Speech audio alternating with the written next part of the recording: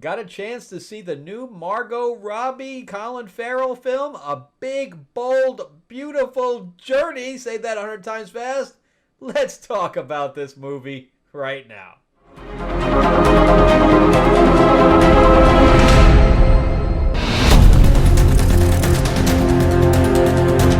Welcome back to the channel, everyone. I am Frank Zenka. I'm your host. I am an award-winning screenwriter, novelist, and comic book writer, as well as a filmmaker.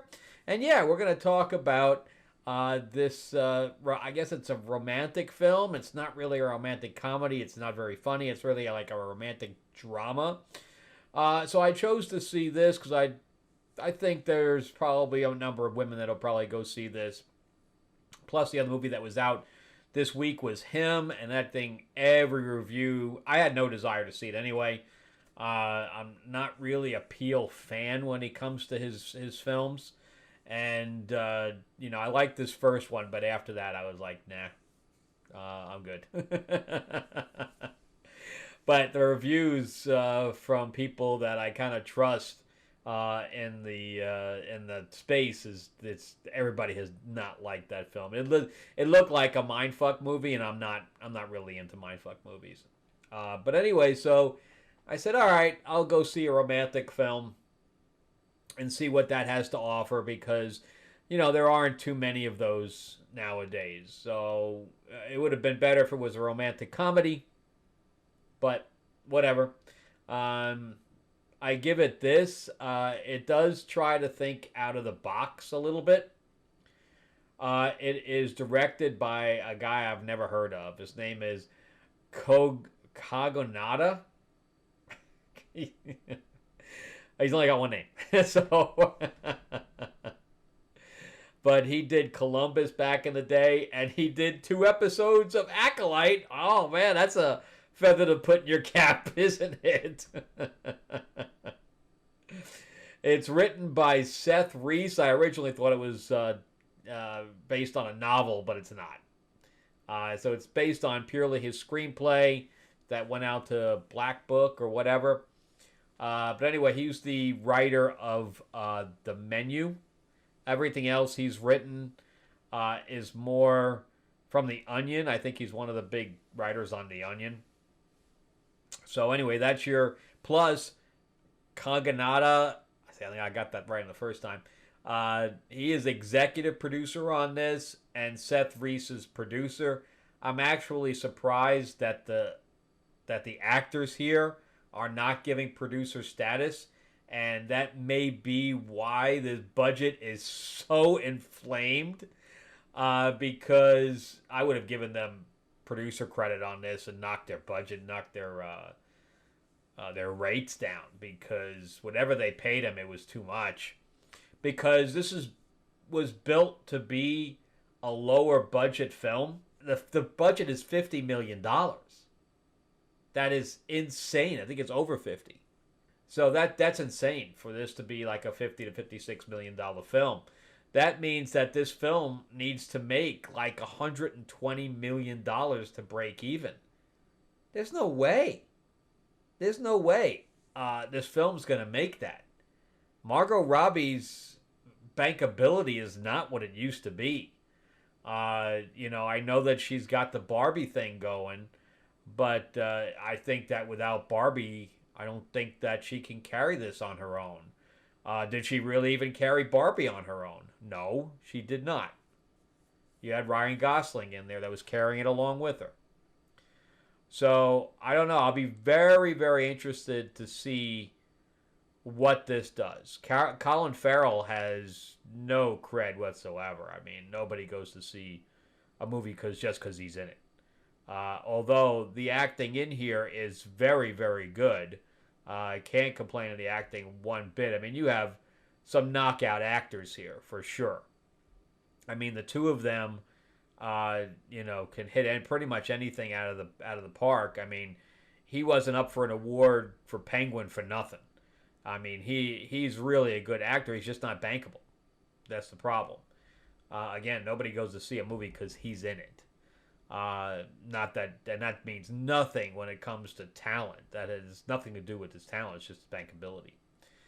because he is extremely talented. He is extremely has an amazing range. She's a little bit more pigeonholed than he is as far as range is concerned. She pretty much plays the same type of part, continuously.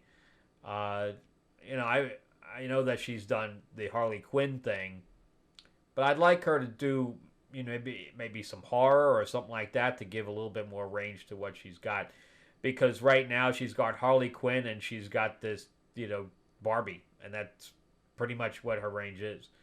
So she's gonna have to step out of her comfort zone a little bit.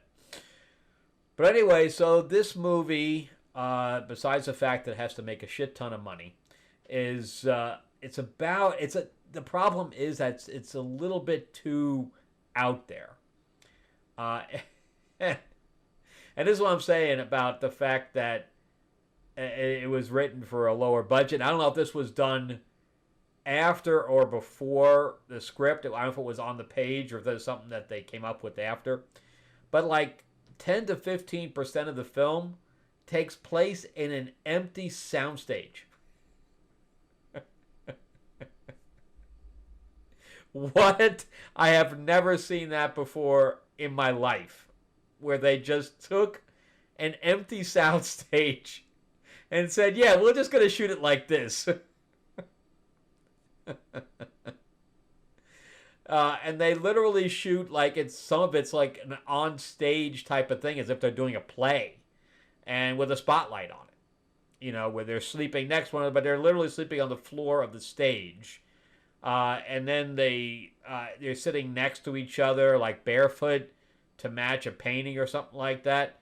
And it's done on the soundstage, just this empty soundstage. So, and then we're going to talk about the rental car thing in a second here. So before we go any further, because I'm going to go into I'm not going to go into spoilers, but I'm going to go into what the movie's about here in a second, and why it kind of derails a little bit, and why the Rotten Tomato score is extremely horrible for this thing. But anyway, before we move on, remember that you can give me a like this video, get a thumbs up. If you can subscribe, please do. Ring that bell, ding ding. And share this video out there so other people know about this movie. A lot of people don't even know that it's out yet. Remember, too, that I am a writer myself, so if you'd like to check out anything that I've written, you can go to Amazon.com and just type my name in, or there's a link in the description below. You'll see my 4-novel quadrilogy, Destiny Aurora. It's a sci-fi, so if you like Guardians of the Galaxy, Star Wars, Star Trek, it's a space epic. It was made into a board game, an RPG, and a graphic novel, and it is also on Audible, so if you'd like to check it out on Audible. Also, my fantasy book, Tales of Ravenor, the Iron Witch. So if you like Lord of the Rings, Game of Thrones, House of the Dragon, we definitely do have dragons in here, and a magic system, and all that stuff. So if you like any of that, you're going to love this. Plus, my new comic, Fairy Tales of Terror. It has Psycho Cinderella, Killer Captain Hook, running around New York City, slicing people's throats up. And so we got a little blood and gore in there. And they're being chased through New York City by Tiger Lily from Neverland. It is on Kickstarter. It's awesome, and we're already fully funded. We're almost on 300% funded, so we've unlocked from stretch goals to give free stuff to everybody. It's amazing, so I jump in there now. I have digital stuff. You can get signed copies, collectible stuff, and QR code is here, link in the description below, but definitely jump in there because we do have like crowdfunding exclusives, things like that. Anyway, check that out. All right, so let's jump back into the plot of Big Bold Beautiful Journey. The name is way too long, by the way. I don't know why they decided that. They could have gone with, A Beautiful Journey would have been enough. But is it really? Does it live up to its name? So let's talk about what it's about. So it is about Colin Farrell. It starts with Colin Farrell. And he's on the phone with his parents. Now, according to later on in the movie, he says that they didn't have him till she was 40. And he's like 40 in the movie. So, what is she, 80? Because when they're talking on the phone, they're not talking like they're 80-year-old people. So, I was a little bit confused by that. I don't know why they didn't say, well, she was 25 or whatever else. But so anyway, he says, no, I'm happy being alone, blah, blah, blah, which I can kind of relate to. so he never got married or whatever. And his father's worried about him. It's basically his father's worried that he's going to be alone. So from there, he's I don't know where he's going at this point, because if he was going to a wedding, right? He's supposed to go to a wedding, right? But as he goes out, they never say what city they're in or what state they're in or anything else. Every time they talk about it, they just talk about downtown. So it could be anywhere. I think that's on purpose. But anyway, his car is booted. So he's like, oh, shit. And he sees a notice for a rental car company. But there's no website or anything. It's literally a phone number. So I guess he goes from there right to the car company, which must be local to some degree. And you already know by that point that the whole thing's a setup by whatever magical existence this is, right? Because it's just so obvious that it was as a planned thing. So anyway, he goes to this car rental company that is in the empty soundstage. So they literally have a table with a little banner in the back. That's what I'm saying. I mean, it's not like they spent all their money on this blank soundstage. So they probably either had just tore down. That's what I probably would have done. I probably would have had a set in there and tore it down and then shot these things as the very end of the shoot. But anyway, so in there is Kevin Kline. It was great to see Kevin Kline. I haven't seen him in a film in a very long time. And Phoebe Waller-Bridge. I really, really, if I've never see her in another movie again, I'm going to be very, very happy. And even in here, she completely overacts. She's not an actress, man. I don't know why people keep throwing her into movies. So anyway, she completely overacts in this. I don't know if she's directed to do that or whatever, but she does. So anyway, they are the rental car company, and all they rent is 1994 Saturns. And they pressure him into getting the GPS. Again, it's very obvious where they're going with this. So he ends up going to the wedding, and the GPS has a very specific voice. They made a big deal out of the person that played the voice, Jodie Turner-Smith, but I don't know what she's done that I would have seen. Oh yeah, The Acolyte. Yeah, she plays Mother Anastasia from The Acolyte. I kind of figured that she was from The Acolyte when I saw that he directed 2 episodes of the. But she was also in Last Ship. I love that show. But anyway, so he makes it finally to the wedding where he meets Sarah, which is Margot Robbie's character.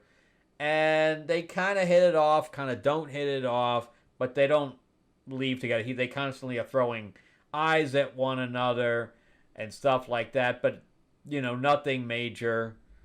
He kind of, she asks him to dance, and he says, I don't dance, stuff like that. But anyway, it doesn't really go anywhere. But then the GPS talks to him directly and says, David, would you like to go on a big, beautiful journey? A big, bold, beautiful journey? And he says, yeah, I want to go on a big, bold, beautiful journey. She says, well, you got to say it better than that. I want to hear something. So it's literally like an AI talking to him.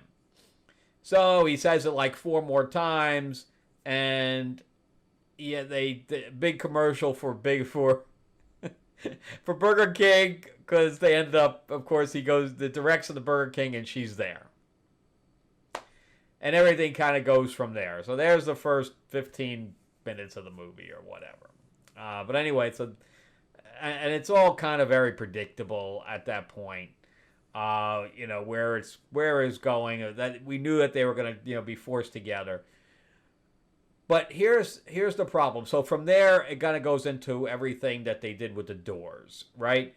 And their reaction isn't like, they're not freaked out that they're being teleported into, these past portions of their lives, and they just walk right back out, like, so the first thing is that they're popped over, they teleport to Canada through one of these doors, and, they go back in time, just like in the trailer, to, his high school years and stuff like that. So they're popping all over the place where they're experiencing each other's lives, and they're getting to know each other. So basically the story of the film is that they're going on these dates to know each other, but they're doing it by going through these doors and actually living each other's lives. There's a few times that, like, they go into one place and one has an experience there, and one has an experience in another part of the building or whatever. And so they kind of split up in the same type of building a couple of times. Lily Rabe, who plays her mother, I think she's a way underrated actress. I think she is great. She is from American Horror Story. She has one scene in here. That's it. And I wish that she was in it more. But overall, she openly says that I wish one of my family members was dead, right? And right there, I'm like, you're a horrible person, man. So she has a hang-up where she self-sabotages her relationships. And he has another problem, right? But through the whole thing, he wears his heart on his sleeve throughout the most of the film. Until we get to, like, the ending. And then they throw a curveball at us as the audience, where now he had another problem, like a dating problem. I didn't like it. I made him look like an asshole. So the whole build-up was that she was the asshole and he was the nice guy. And then suddenly he was an asshole too. So I was like, what? I don't like any of these people. And at the end, like a lot of romantic comedies and stuff like that, you're like, yeah, these people belong together. I'm rooting for these people to belong together. By the end of this, I was not. I don't think that these people belong together. Now, nothing to do with the acting, because the chemistry between them is good. They were able to sew that together. But the way it was written, I didn't think that. I thought they were very poor for one another. I thought that I think that everything that they said, or especially she said, I think is true. Also, keep in mind that throughout the entire movie, she wears red, he wears blue. Okay? And that becomes important later on. But anyway, so I tended to agree with her that they did not belong together. And that was the problem with the film, is that it was too far out there, right? Because it never solidified itself. Like other romantic films, like my favorite romantic film, not romantic comedy, because my favorite romantic comedy is Harry Met Sally, but my favorite romantic drama is Time Traveler's Wife. That is my favorite one. And even though it's sci-fi, it grounds itself in reality. Like, we never see them grounded. They're always kind of time traveling throughout this, and we never see them in today's time together outside of Burger King. And that was detrimental to the film as far as I was concerned. It's got to be grounded. You got to ground everybody in what's going on. And, I guess there is some similarities with Time Traveler's Wife where they're going, except and if you've never seen Time Traveler's Wife, you should. It's an amazing, it'll definitely bring a tear to your eye, for sure. But there was, I think with Time Traveler's Wife, there was consequences to things. There were stakes. Here, there's no stakes. Either they're together or they're not. That's the entire stakes of the entire movie. And I think maybe that's the biggest problem. they really don't connect in any meaningful way. Either the only thing is that they're trying to get each other to get over their problems, but they really never connect in an overly emotional way, where they're, they're like, okay, you helped, you without you I couldn't have done this. It never gets to that where they need one another. It's none of that. So it has a lot of problems with the writing. The writing doesn't get us over the hump of this film, and that's why I think that the problems are on Rotten Tomatoes and stuff like that, where people are just not feeling this film. And the fact that the budget is too high and nobody's feeling it, that is going to be very detrimental for this film. We'll see if it even gets to 50 million. I have a feeling it's going to probably break at 30, between 30 and 40, which is going to be a major loss. And if that happens, then Margot Robbie's stock is going to go down. Like I said, Colin Farrell's not going to really affect him one way or another because he's got Penguin.